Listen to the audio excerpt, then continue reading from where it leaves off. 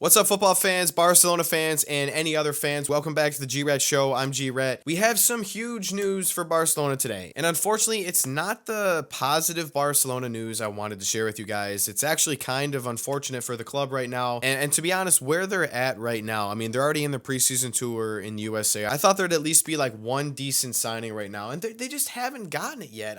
It's so frustrating. And I hope something changes. There's some very, very frustrating news about Nico Williams that we're going to get into first. There's another one or two pieces that aren't the best of news either. There are a couple positives that I'm going to share at the end of the video, so don't forget to stick around for that. But before we jump in, if you guys are new, welcome. If you're not, welcome back, guys. I appreciate all the support. Don't forget to like and subscribe. I'm on the road to 10,000 subscribers. Any support possible, I appreciate. And definitely don't forget to comment your thoughts and opinions down below so everybody else can see what everyone is thinking in the Barcelona community, in the football community, so I can engage with you guys too. Don't forget to do that. But now let's jump in and talk about Barcelona.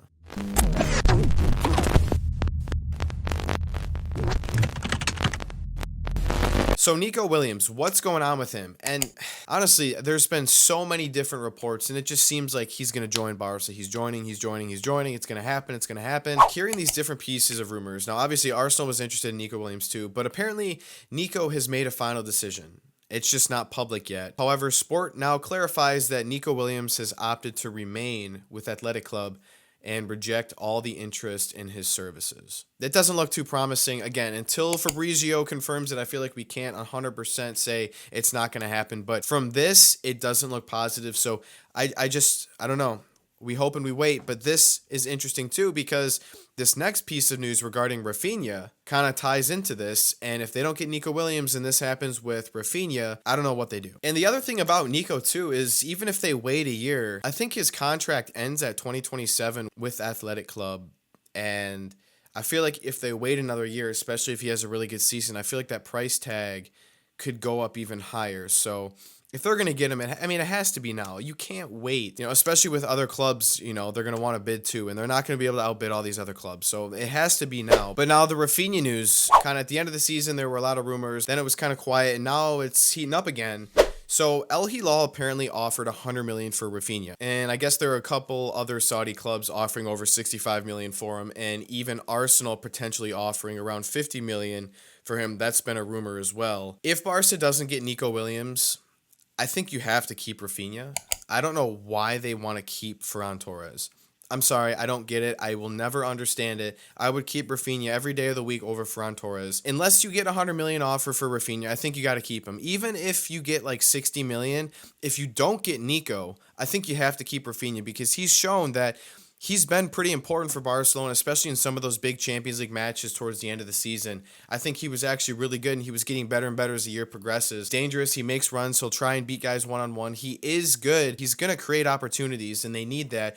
And he's going to be able to give Lamine Yamal a rest as well on that right wing. So unless you get some crazy offer, I would keep Raphinha 100%. The other thing that I really don't understand is, obviously Fati was on loan, but again, I feel like if he were going to be this superstar or even just a class player, we would have already seen glimpses of it, and I understand the injury situation and blah, blah, blah. But look, at the end of the day, he went to Brighton, a good team, not a world-class team by any means, decent in the Premier League, and he barely played. So, and even when he played, he wasn't very impactful. So I don't know what we're expecting him to just come here and, just because we have a new manager or maybe he's not injured, he's going to be better. I don't think so. I feel like if they don't get Nico, in the back of their head, they're going to be like, we have Ansu Fati. He's going to be fine. He's going to be our guy. No. Sure, you can keep him maybe, and he can come in off the bench, but if you're betting your future on Fati, that's a terrible bet to make. I just do not trust him in the slightest, and we need to see someone that's proven and productive. You don't want to risk it and play these players and risk these players who we know aren't going to be very successful and play them over, potentially going out and getting a really good player. I'm not for it in the slightest. Keep him, fine. But if you're going to keep him, then you definitely have to get rid of Ferran Torres. I don't understand why him being at the club is even like a conversation. He doesn't provide anything. He comes off the bench here and there, but for this level of football, he's just extremely average. I don't want to hate on him because I don't want to hate on any Barca player, but I just don't see a use for Ferran Torres. Sell him for 30, 40, 50 million, get some money for him, and move on. Next, we have some kind of unfortunate news with with Joao Cancelo. It doesn't look like Barca wants to pay the 25 million that Man City is asking, and it doesn't look like they want to pay it next season either. So right now, they're kind of at a standstill, and Joao Cancelo's agent, I guess, is trying to work with both parties to negotiate a lower price, but it looks like right now Barcelona is completely content without Joao Cancelo. So I know they have Koundé that can play right back, Balde, they have Hector Fort, but at the end of the day, Koundé has voiced his opinion enough. I feel like we already know he doesn't really want to be a right back. I think he's a good person to play there if they need to give someone a rest, but he struggles against guys with pace. And, Vinicius, Rodrigo, Mbappe, all in one team, that's going to be very, very tough for him to handle. When they play some of these other teams, even PSG, we saw him. He struggles on the right wing against some of these really, really fast players. You need a fast player as an outside back. For the most part, he is a very, very good defender. It's just in those specific situations, he's not the best, and Cancelo, I think, is a better option than him there. So that's my only concern with Cancelo. I know he's kind of had his ups and downs with his defensive ability. He's been a little bit of a liability, but I would still like to have him at the club, especially because Hector Fort and Balde are very young. But if they don't negotiate a price, it doesn't look like Barcelona is going to go after Joao Cancelo. So, that doesn't look too promising either. Now, to get into some semi-positive news. Now, I guess this could be interpreted as some positive or negative news, but there were reports about Vitor Roque to the Saudi Pro League, and they received a bid for him. That Vitor Roque and his camp denied the Saudi Pro offers, so it looks like as of right now, probably staying at Barcelona. Now, I just think if you get rid of him after a half a season, after it was, he's supposed to be this wonder kid, him and Endrick are supposed to be these wonder kids, to just get rid of him, even loan him off, just it really sets a bad precedent, and it's a bad look for Barcelona. So I just think you got to keep him. Mentor him under Lewandowski, mentor him under some of these other players, and give him game time when you can, because obviously they saw something in him, and maybe he amounts to something great. He just needs playing time. So, at least he's having a preseason tour right now. He's going to be training with the squad and having a real preseason, unlike last season where he came in the middle of the season and was just thrown into the squad. I would like to see him develop. It would just be a shame to go out and get this supposed wonder kid and then just, loan him out or sell him immediately. I don't know. So now Dani Olmo news. It looks like everything between Dani Olmo and Barcelona is agreed upon. Now it's just up to Leipzig to give the final green light and okay this, sign off on it, and it looks like the transfer could be official. So that is good news, but I think most of the Barcelona fans, including myself, I want to bring him in. But Nico is priority number 1, and then the DM is priority number 1B.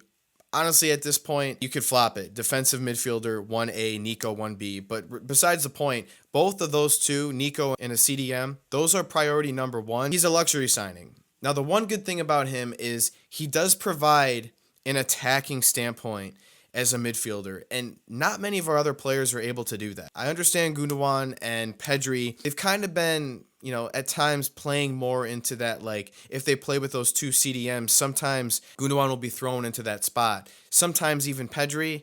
But I think Dani Olmo is going to give Barcelona a very, very good attacking perspective. He's going to be great at giving them that extra depth as an attacker in the midfield, and he's really going to provide a lot of support in the attack and the counterattack. And if he plays like he did for the national team in the Euros for Barcelona, it's going to be great.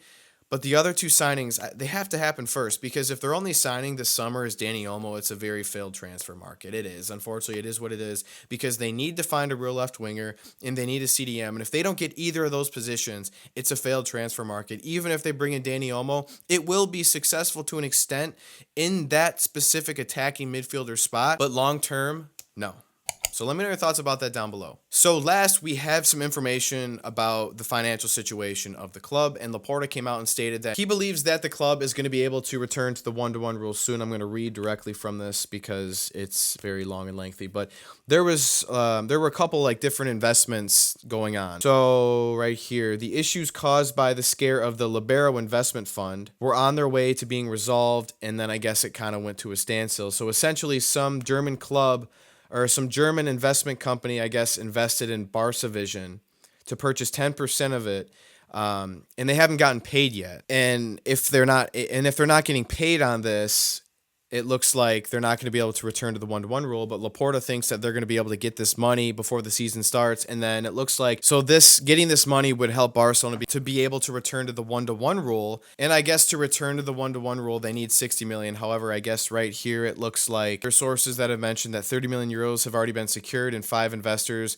are already interested in participating in the remaining 30 million. Spotify is one of the investors. So it looks like that's covered regardless, but this extra 40 million could be that cherry on the top and, put them over the limit so they can return to the 1-to-1 rule. So that would be ideal and help with, Barcelona's financial situation now and in the future, hopefully too. So let's hope that happens and they can secure this before the season starts, actually as soon as possible. So hopefully they can make some of these transfers happen. But nonetheless, there's been a ton of Barcelona news in this episode. Let me know your thoughts on all this, especially what we heard about Nico Williams. And if you think there's a chance that he stays put at Athletic Club, which I think would be a terrible move for his part, to be completely honest. I don't think that's smart. There's so much interest. And it's like, even if he doesn't go to Barcelona, I feel like he should go somewhere else because you're not going to win anything major at Athletic Club, unfortunately. If you go to like Arsenal, you're going to have a chance to win the Prem. You're going to be in the Champions League. You're going to be able to play in the FA Cup. Obviously we want Barcelona, but it makes sense for him to leave where he's at currently. So let me know your thoughts about this, Dani Olmo. And if Barcelona's only signing is Dani Olmo this summer, what are you going to think? And will you consider this a failed transfer market for Barcelona? Let me know your thoughts down below. If you guys made it this far, I appreciate you guys sticking around and watching. And don't forget to like and subscribe if you guys enjoyed this content. And I hope to see you guys back here next time on the G-Red Show.